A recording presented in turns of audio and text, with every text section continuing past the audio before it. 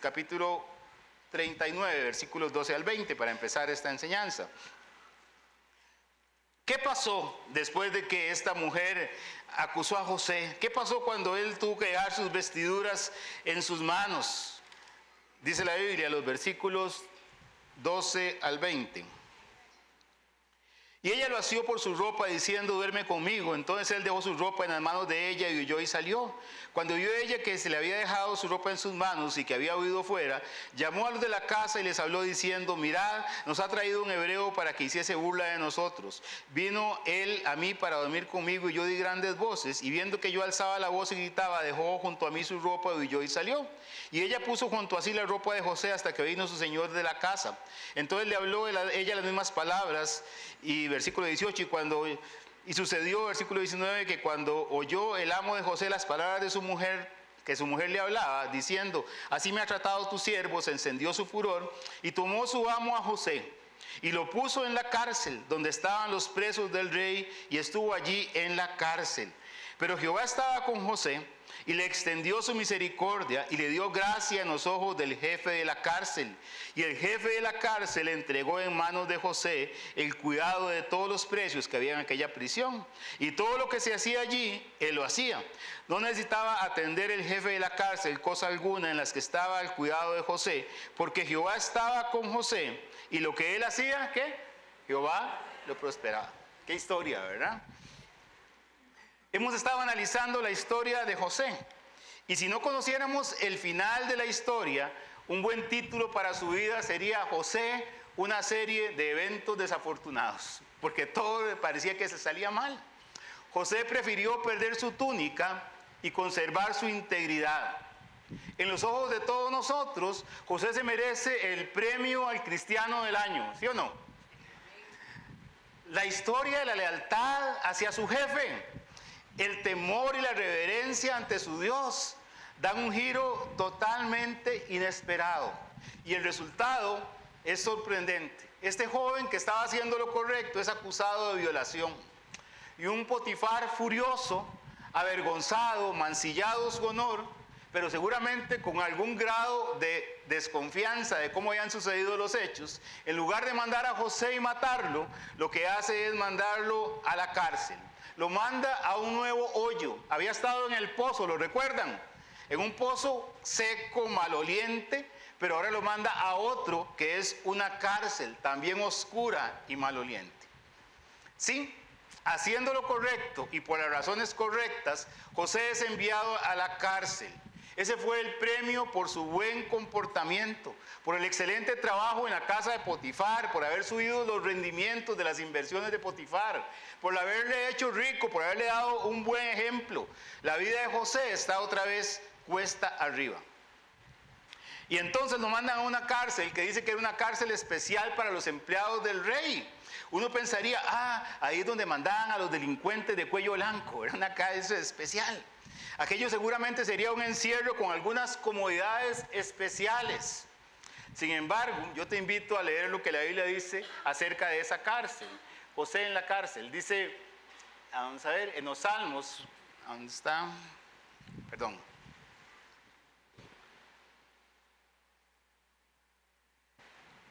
Dice en el Salmo 105, versículos 17 al 20, envió un varón delante de ellos, a José, quien fue vendido por siervo. Afligieron sus pies ¿con qué? Con grillos, con grilletes. En cárcel fue puesta su persona, hasta la hora en que se cumplió su palabra. El dicho de Jehová, ¿qué dice la Biblia? Le probó. Envió el rey y le soltó, el Señor de los pueblos dejó ir libre. Eso dicen los Salmos unos siglos más adelante. Dice que Dios envió un varón. José no conoce la trama de la película. Y seguramente las palabras que podían estar en su mente eran, yo soy inocente, señores. Esto es una injusticia. Señor, ¿dónde estás que permites estas cosas? No dudo que estas situaciones estaban agitando su mente y su corazón. Vean que la cárcel era una cárcel donde él estaba con grilletes, no era una cárcel de estas muy cómodas. Pero este pasaje me dice cosas interesantes. Habla de que a pesar de que él estaba en la cárcel, dice que se cumplió su palabra y que el dicho de Jehová le probó. Está hablando acá acerca de los planes de Dios. Yo empecé esta serie por ahí orando en el mes de octubre, noviembre, porque Dios puso en mi corazón retomar la historia de José para animarnos a todos nosotros que estamos en una cárcel, en una celda o en un pozo, que hemos estado ahí o que vamos a estar en pozos profundos, para animarnos a mirar con una perspectiva de propósito todo lo que nos sucede. Y ese de hecho fue el primer mensaje. Cada golpe que nos llevamos, cada daga que se clava en el corazón, cuando tenemos la certeza de que estamos haciendo las cosas correctas y suceden estas situaciones y nos preguntamos un por qué. Sin embargo, conforme la historia de José va avanzando y vamos estudiándola, yo he entendido que estaba equivocado. Porque yo estaba detrás de la historia de José como un reportero buscando los hechos para darme cuenta que en realidad lo que yo estoy estudiando y estoy predicando es la historia de Dios, que está cumpliendo su plan a través de un hombre llamado José. No se trata de José, se trata de Dios trabajando en la vida de José. No se trata de usted, hermano, o de usted, hermana. Usted no es el centro del universo. Las cosas pasan, pero Dios está trabajando para cumplir un plan. Y eso hace que cambiemos nuestra perspectiva de las cosas. La vida de José es una representación precisa de que ninguna partitura, como siempre lo digo, se ha perdido en la obra maestra de Dios.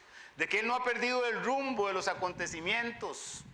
De que los hilos de la trama no se han enredado. ¿Sabe? En las cosas que usted pasa y que yo paso, Dios sigue en control. Y esta verdad debe tocar nuestro corazón. Esta verdad es mi oración, que llene de paz esta mañana su mente, su alma.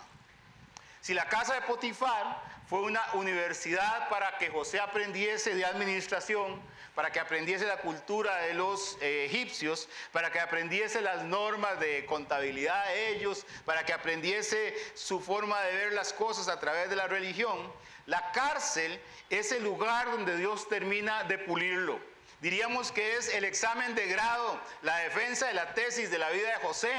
José, a pesar de todo, le toca aprender algunas lecciones del plan de Dios, de lo que Dios quiere con él, y por eso es que estamos esta mañana estudiando a José en la cárcel. Por otro lado, en la mente destructiva de Satanás y de echar a perder el plan de Dios, Satanás ha estado actuando. Y como veía la prosperidad de José y sabía los planes de Dios, pone todo su esfuerzo en poner una tentación que va a destruir la vida de José. Pero José sale victorioso. Y como no puede destruirlo a través de la tentación, entonces ahora Satanás planea todo para decir, bueno, vamos a meterlo por medio de mentiras y falsas estratagemas, a meterlo en una cárcel. Y en una cárcel donde no va a salir. En una cárcel donde solamente puede quedar olvidado de todo mundo. En una cárcel donde va a tener el estigma de ser una persona acusada de un hecho terrible. De ahí no va a salir. Pero como siempre, Dios usa todas las circunstancias para el cumplimiento de sus propósitos. Amén. Y por eso nosotros podemos leer Romanos capítulo 8, versículo 28. Puse una nueva versión para que lo leamos diferente, porque a veces lo decimos de memoria y leerlo diferente a veces nos obliga a pensar. Dice Romanos 8, 28. Y sabemos que Dios hace que todas las cosas cooperen, que es el sentido original de la palabra, para el bien de quienes lo aman y son llamados según el propósito que Él tiene para ellos. Romanos 8, 28. Todas las cosas a los que aman a Dios cooperan para el plan de Dios. Dios usó la cárcel para pulir a José, para impulsar su llegada al palacio, a la casa de Faraón. La llegada a la prisión no fue con una carroza, ni fue con una fiesta, sino que fue humillante, dura. Y la estancia ahí tampoco fue fácil, sobre todo al principio. Pero José fue demostrando lo que había en ese corazón lastimado y herido. Y lo que él demostró es que había fe, que había carácter y que había integridad. Y hermanos y hermanas, yo quisiera que usted medite en esto. Y es que el carácter, la integridad, el valor de un hombre o una mujer de Dios no se prueban cuando está todo bien, cuando todo el mundo te aplaude. Se prueba con la despensa vacía, se prueba cuando el negocio no va bien, se prueba en la dureza de la crisis. Ahora bien, José no fue el único que tuvo que pasar por una experiencia en prisión en la Biblia. Muchos de los grandes hombres de Dios que se encontraron en algún tipo de prisión en algún momento: Sansón, Daniel, Jeremías, Oseas, Juan el Bautista, Juan el Apóstol, Pedro, Pablo, Silas. Muchos de los mejores siervos de Dios tuvieron que estar en la cárcel en algún momento. Y en esa cárcel, en todas esas historias, el común denominador es que Dios usó ese instrumento para que ellos pudieran ser mejores instrumentos, ¿sí o no? Estando en la cárcel, Pablo escribió muchas de sus grandes epístolas. Desterrado en Patmos, el apóstol Juan tuvo una revelación del cielo abierto y escribió el Apocalipsis. Encarcelados en Filipos, Pablo y Silas se echaron un gran concierto de música cristiana y ¿cómo dice? Y los encarcelados oían, así es, ¿verdad? Y en la fétida y oscura tumba de Lázaro se convirtió en un escenario de uno de los más grandes milagros de Jesús. Así que, hermano o hermana, si usted está en alguna cárcel esta mañana, recuerde que Dios puede usar ese difícil momento para hacer avanzar los planes de Él en usted. Si usted le ama y si usted está buscando sus propósitos. Estudiando para esta enseñanza, me encontré estas palabras de Max Lucado. Y Max Lucado dice: Dios no es soberano solo de vez en cuando. No es victorioso solo esporádicamente. Él no está en su trono un día sí y al día siguiente no. El Señor se volverá hasta que haya hecho y cumplido todos los pensamientos de su corazón. Amén. Y usted dice: Fran, pero es que qué fácil creer en esto, pero es que viera que las situaciones que yo estoy pasando son una total injusticia. No es correcto lo que está pasando en mi vida. Yo he hecho lo justo y al final de cuentas recibo un trato que no corresponde. Dice la Biblia en el Salmo 43: Júzgame, oh Dios, y defiende mi causa. Líbrame de gente impía y del hombre engañoso e inicuo, pues que tú eres el Dios de mi fortaleza. ¿Por qué me has desechado?, dice el salmista. ¿Por qué andaré enlutado por la opresión del enemigo? Y entonces el salmista ora diciendo: envía tu luz y tu verdad, estas me guiarán. Hay una promesa, hay un compromiso de Dios para que aquel hombre o mujer que está haciendo lo correcto delante de Él, no importa si las cosas están bien o no importa si está en una cárcel, Dios va a estar con nosotros. Amén. Ese es su propósito. Pero seguimos con la historia de José. Dice la Biblia ahí que pero Jehová estaba con José. Sí, pero Jehová estaba con José y le extendió su misericordia y le dio gracia en los ojos del jefe de la cárcel. Y el jefe de la cárcel entregó en su mano todo el cuidado de todos los presos que había en aquella prisión. Todo lo que se hacía allí, él lo hacía. No necesitaba atender el jefe de la cárcel cosa alguna de las que estaban al cuidado de José, porque Jehová estaba con José y lo que él hacía, Jehová lo prosperaba. Ya vimos esta historia, es un capítulo repetido de lo que había pasado en la casa de Potifar. Entonces, entiende, pese a la injusticia, José mantenía un corazón limpio. Pese a la injusticia, José mantenía una buena conciencia delante de Dios. José hubiera dicho: veo que tienen un montón de problemas aquí. Yo sé cómo resolverlos, pero la verdad, estos problemas a mí ¿qué me importan? Que se la jueguen ellos. Yo soy un preso más aquí, nadie me está pagando nada por hacer nada. Yo podría ser útil, pero no vale la pena que ayude a estos egipcios que me están metiendo aquí injustamente. Como muchos dicen aquí en este país, me resbala lo que pasa en esta cárcel. Pero José no. Él siguió demostrando sus dones de administrador y sobre todo dando testimonio de que sobre él estaba la mano de uno más grande, que es Dios, prosperándole en todo. Hemos hablado, para los que no han estado, acerca de qué significa la prosperidad, que es algo diferente al éxito, y puedes verlo en uno de los mensajes anteriores, porque hoy no hay tiempo para detenernos ahí. Pero la prosperidad, en síntesis, es lo que Dios puede hacer de una manera extraordinaria en tu vida para cumplir sus propósitos eternos. Y no depende de tus talentos ni tus dones, sino que depende de su gracia para hacerte avanzar en la vida. Entonces, ¿qué quiere usted? ¿Éxito o prosperidad? Yo prefiero la prosperidad en mi vida. ¿Ven? Cuando estudiamos Primera de Pedro, empezamos a entender o recordamos que en los tiempos de Pedro, años 64, 67 después de Cristo, los cristianos habían empezado a ser perseguidos por el Imperio Romano. Nerón había dicho que Roma había sido quemada por los cristianos y se empezó a dar una terrible persecución acerca de ellos. Entonces Pedro escribe su carta y les dice: amados, no os sorprendáis del fuego de la prueba que os ha sobrevenido, si como alguna cosa extraña nos aconteciese. ¿De qué se extrañan? ¿Qué se asustan de que está pasando en estas cosas? Es natural que pasen. Y dice Pedro: en lo cual, en las pruebas, vosotros os alegráis, aunque ahora por un poco de tiempo, si es necesario, tengáis que ser afligidos en diversas pruebas, para que sometida a prueba vuestra fe, mucho más preciosa que el oro, el cual aunque perecedero se prueba con fuego, sea hallada en alabanza, gloria y honra, cuando Dios sea manifestado. Entonces Pedro nos dice: mire, esto sucede siempre, y las pruebas tienen un propósito, que es que usted sea pulido, que es que usted sea perfeccionado.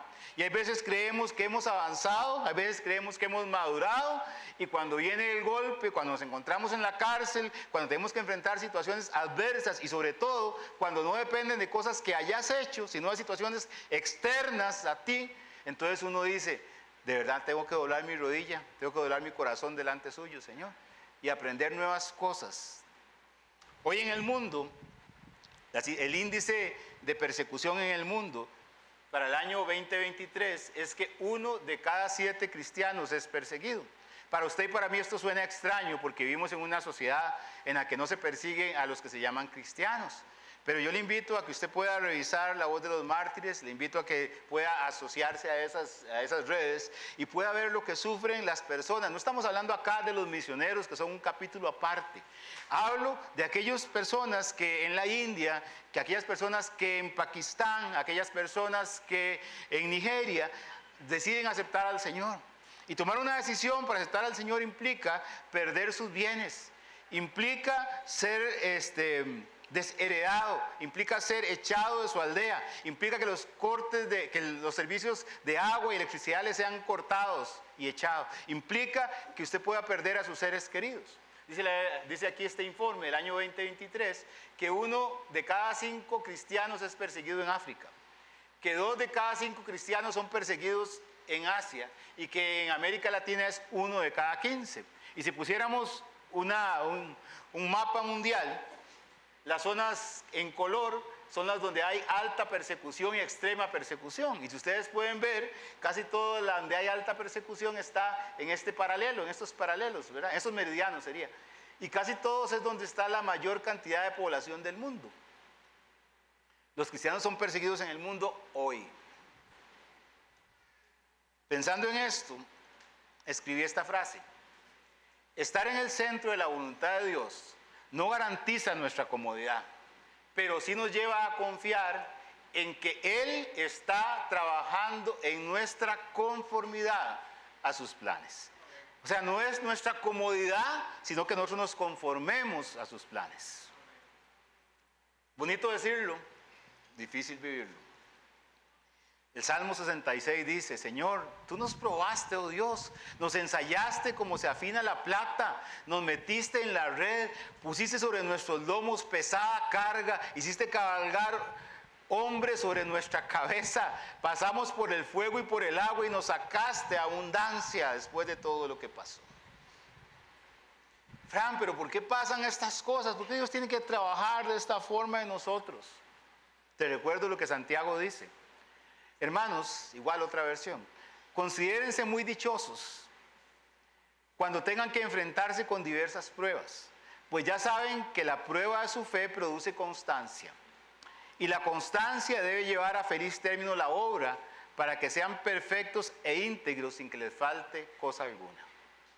Santiago dice que hay propósitos en nuestras pruebas y circunstancias. Ahora sí, Ya vimos que José llegó a la cárcel y que se portaba bien. Leamos qué dice capítulo 40, versículos 1 a 4 de Génesis. Génesis 40, 1 a 4.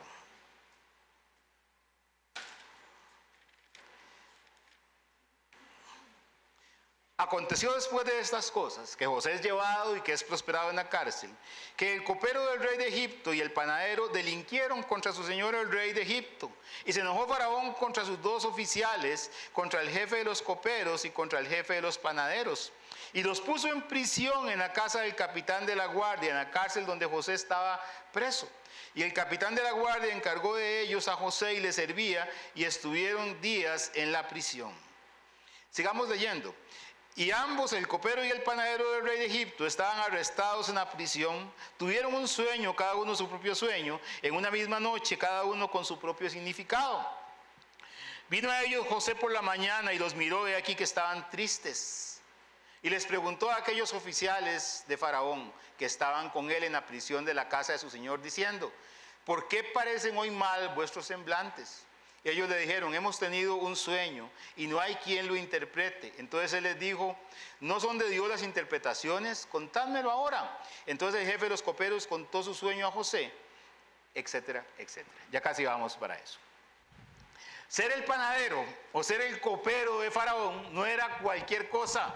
Era un puesto de mucha confianza. No sé si lo vieron, pero en este pasaje 2 veces el panadero y el copero son llamados oficiales del rey.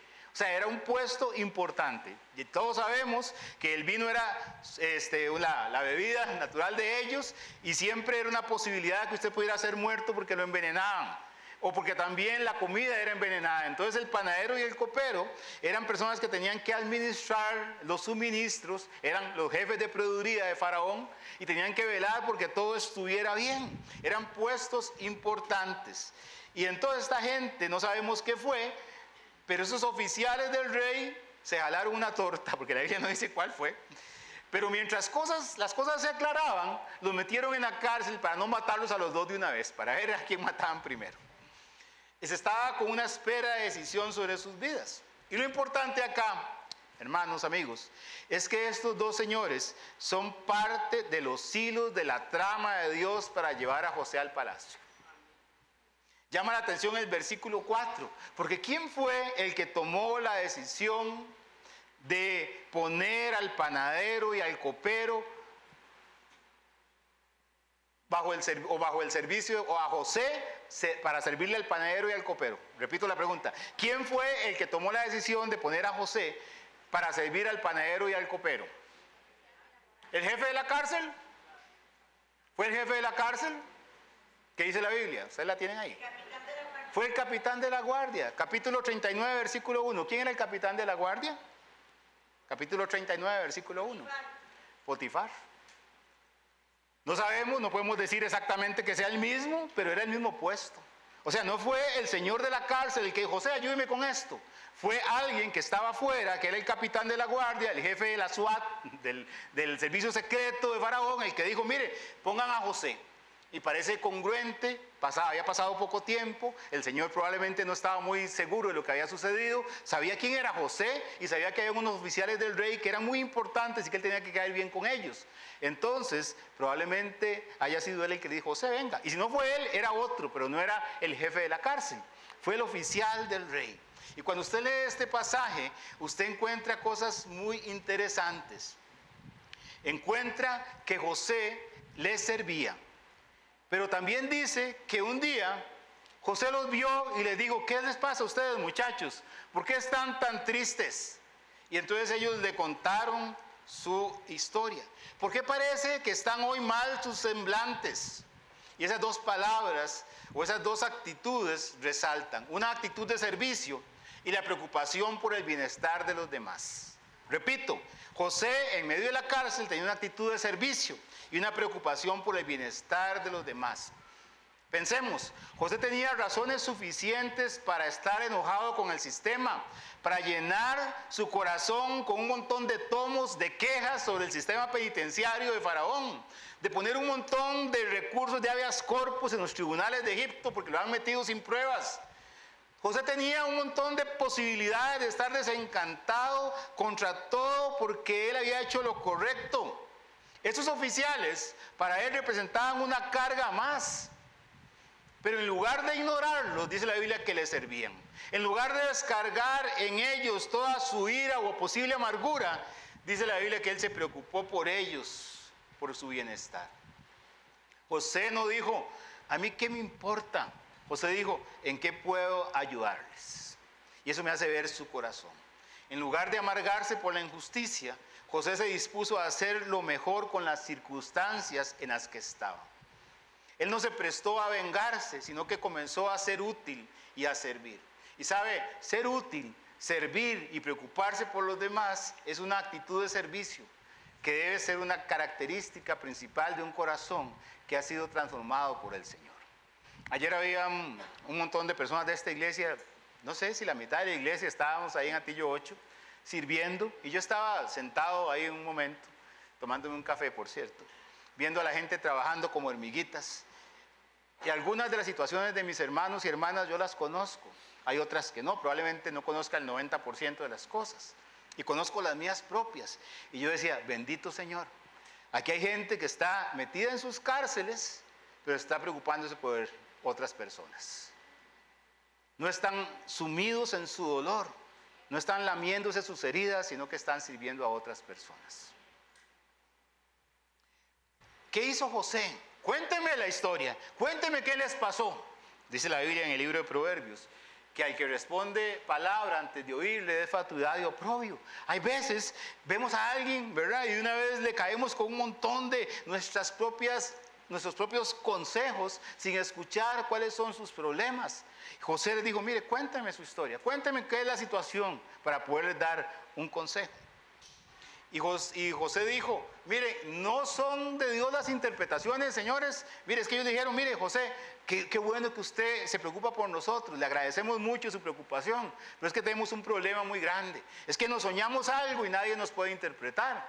Y José le dijo, mire, no soy yo, pero Dios sí da las interpretaciones. Y como Dios y yo tenemos una buena comunicación, cuénteme porque yo puedo ayudarles. Acá José nos demuestra su dependencia de Dios. Él tenía dones, habilidades y talentos. Había sufrido por sus sueños, pero él sabía que todo provenía del Señor. Y los versículos 9 al 14 nos cuentan el detalle de los sueños y su interpretación, que no los vamos a ver, pero básicamente cada uno soñó con 3 días, 3 cosas que les iban a pasar, y al final uno de ellos es restituido, y al final otro es muerto en la cárcel. ¿Sabe? Me enseña también que José fue valiente, porque José no tuvo temor de darle las buenas noticias al copero y las malas noticias del panadero. Al copero le dijo, mira, en 3 días te van a restituir a tu puesto. Y al panadero, seguramente el panadero dice, ¿y a mí qué me va a tocar? Y le dice, no, pero usted tengo otras noticias un poquito más malas, ¿verdad? En 3 días van a cortar su cabeza y lo van a matar. ¿Qué haría usted? ¿Qué haría usted? Yo fuera José, yo le hubiera dicho al copero, mira, en 3 días vas a salir de aquí, te van a ascender. Y el panadero, en 4 días le digo, ¿verdad? En 4 días le digo.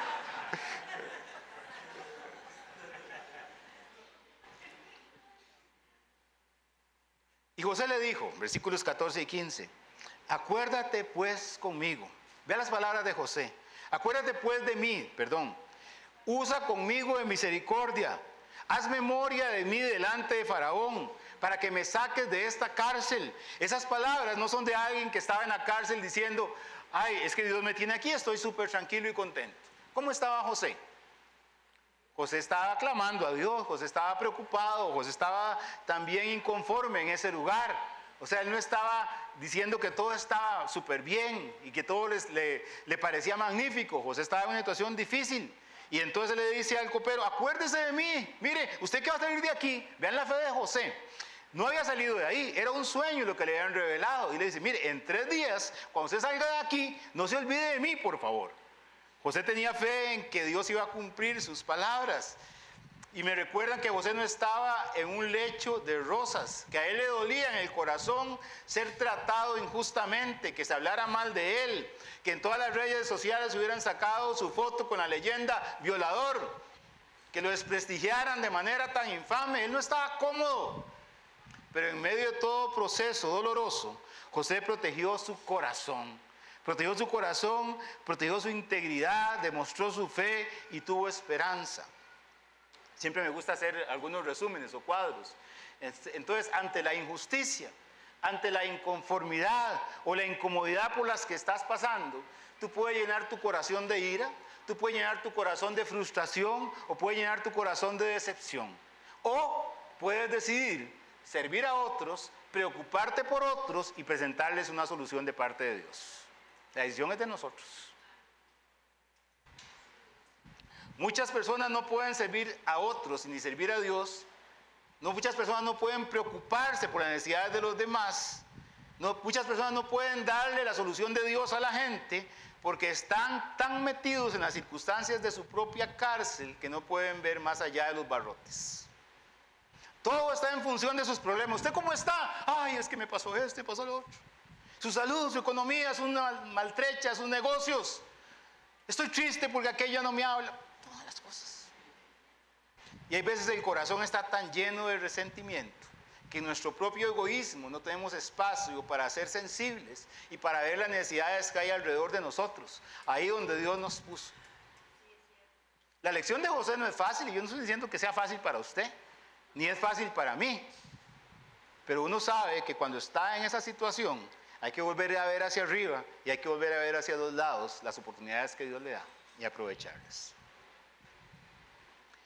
Y dice la Biblia en el versículo 23, 40-23, José clama a este señor copero que le ayude. Copero no era que vendía copos, por cierto, copero era el que administraba las copas, el vino, ¿verdad? 40-23. Y si no lo tiene subrayado, dice, y el jefe de los coperos, ¿qué dice? No se acordó de José, sino que lo olvidó. O sea, 2 veces lo reafirma. No se acordó y lo olvidó. Todo, ¿verdad? ¿Qué más podía salir mal para José, hermanos? ¿Qué más? Por razones que yo desconozco, pero que Dios sí tenía en su agenda, la respuesta de Dios no vino de inmediato. Yo pienso en José, el día que dicen, copero, 3 días, sale. Usted se va para el palacio otra vez, lo absolvieron. Yo imagino que cuando él va saliendo, José seguro le dice, no se olvide de mí. Y José seguramente iría a su cuarto, a su celda, a alistar el salveque, ¿verdad? A poner todas las cositas, pues ya en 3 días se iba a ir de ahí. Perdón, en unos días se iba a ir de ahí. Y pasaron algunos días y no pasó nada. ¿No tendría José una razón válida para decir, de ahí señor, ¿qué pasa? Para levantar el puño al cielo y hacer un reclamo. Señor, si yo te he sido fiel desde joven, ¿por qué mis hermanos se ensañaron contra mí? ¿Por qué me vendieron? Perdón, ¿por qué me querían matar y me metieron en un pozo? ¿Por qué me vendieron a los ismaelitas? Después fue como un esclavo, llegué a la casa de Potifar, me porté bien, hice el trabajo correcto. Esta mujer me tentó y yo no caí. Me metieron en una cárcel injustamente y ahora que hay una posibilidad de salir porque yo me preocupé por ellos y les di las buenas nuevas, aún así, usted se ha olvidado de mí. ¿Cierto o no? Y si no, yo soy un extraterrestre, que hay veces que Dios nos parece distante. ¿Cierto o no que hay veces pareciera que Dios se ha olvidado de nosotros? Gracias a Dios por toda la espiritualidad de ustedes, pero yo sí lo he sentido eso. Hay veces nos parece como que Dios tiene un oscuro sentido del humor, que hace cosas que uno dice, ¿por qué? ¿Qué le pasa, Señor? Y con todo el respeto lo digo. En casa de oración hace unos días estaba reflexionando yo acerca de un pasaje que hay veces Dios simplemente está callado.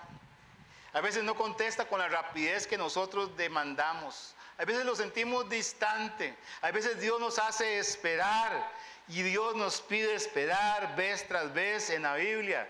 Dice la Biblia en el libro de Salmos 27:14, aguarda a Jehová, esfuérzate y aliéntese tu corazón. Sí, espera a Jehová. No solamente dice espera a Jehová, sino que en el ínterin, mientras la respuesta de Dios viene, usted tiene que esforzarse y tiene que alentarse en que Dios le va a contestar, pero tiene que seguir esperando. Y en Salmos 37:7 dice, guarda silencio ante Jehová y espera en Él. No te alteres con motivo del que prospera en su camino, por el hombre que hace maldades. No te alteres porque no te está yendo tan bien como esperas que te fuera, perdón. Esperar en Dios prueba nuestra fe, esperar en Dios prueba nuestra paciencia, nuestra perseverancia y nuestra dependencia. Y ya vamos terminando. Hoy miles de creyentes viven con un corazón amargado porque les ha tocado pasar por pruebas difíciles y duras. Porque han estado en varios pozos y en varias cárceles en el transcurso de su vida. En el fondo, hay veces hay algunos que piensan como que Dios tiene favoritos.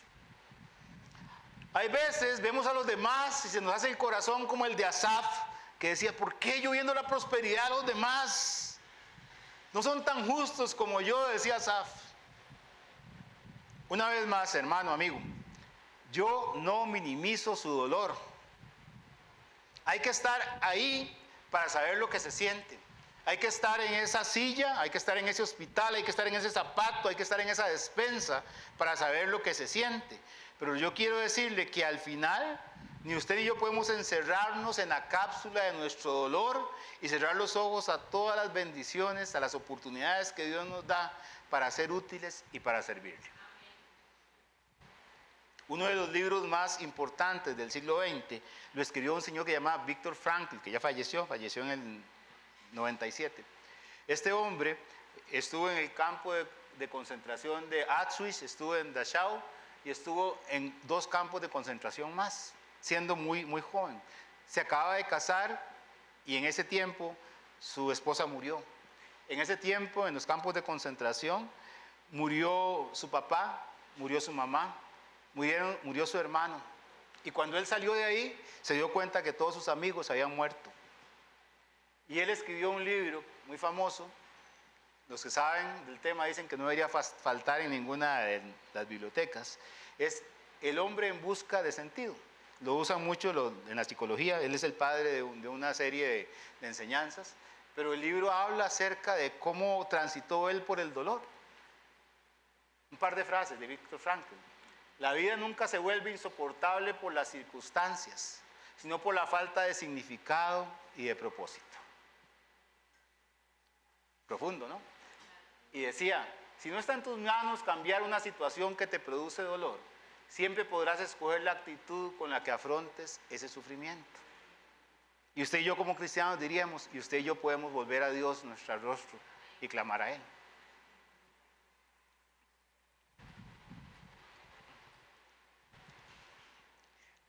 Una de las cosas que debemos tener en cuenta al examinar la vida de José es que Dios no está tan interesado en nuestras circunstancias como en nuestra respuesta a nuestras circunstancias. Cuando pasamos por problemas, prisiones, cárceles y pozos, Dios simplemente nos está entrenando. Y lo que Él desea es encontrarnos fieles en esos valles de sombra y de muerte, para poder experimentar un mayor nivel de bendición, no para nosotros, sino para tener un mejor alcance en nuestra vida espiritual. Para ayudarnos a madurar, a fin de que podamos tener una vida más ajustada a sus propósitos eternos, ser más fuertes en el Señor. Lucas dice que el que es fiel en lo muy poco, también en lo más es fiel. Y el que en lo muy poco es injusto, también en lo más es injusto. Lo que estás pasando son pruebas de Dios también. Y debemos aprender a esperar. ¿Qué le parece mi propuesta esta mañana? Si está en una cárcel, si está en un hoyo, en lugar de quejarse, véalo como una oportunidad de crecer.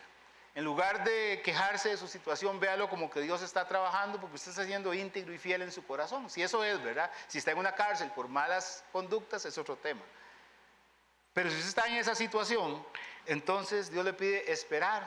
Pronto vendrá la respuesta del Señor. De donde no lo espera, Dios va a mandar un copero, un panadero y le van a ayudar. Un chancero no, un copero o un panadero le van a ayudar.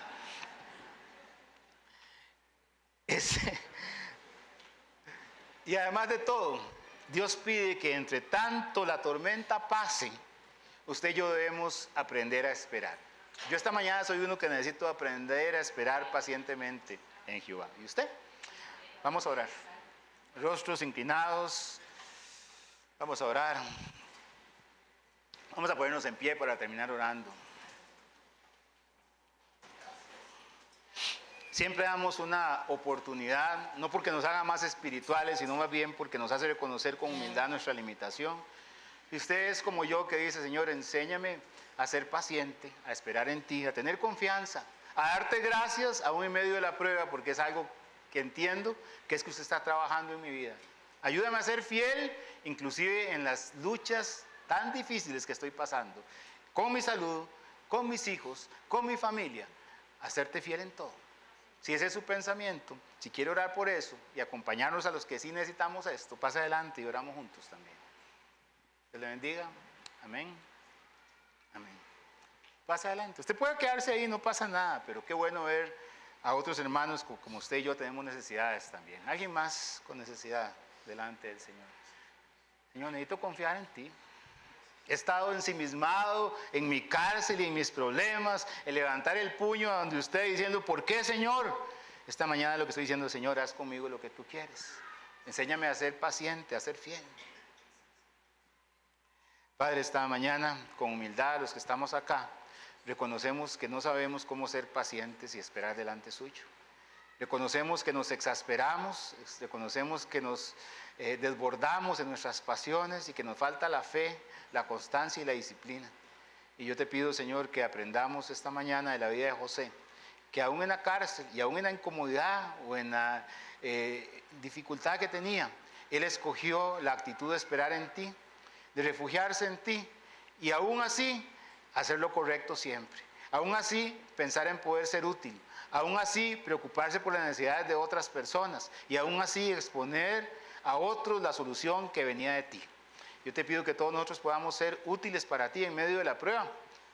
Qué bueno, Señor, sería que no pasáramos las pruebas en nuestro propio entender, pero yo creo, Señor, que al final de la historia, al final de la vida, podríamos decir, tú has estado con nosotros cada momento, Señor. Y eso es lo que queremos recordar esta mañana y agradecerte. Gracias por las pruebas que hemos pasado, por las que estamos pasando. Y te pido que nos sostengas, Señor, en tu gracia, para servirte mejor y para amarte más. En el nombre de Jesús. Amén. Que Dios les bendiga, hermanos. Buenos días.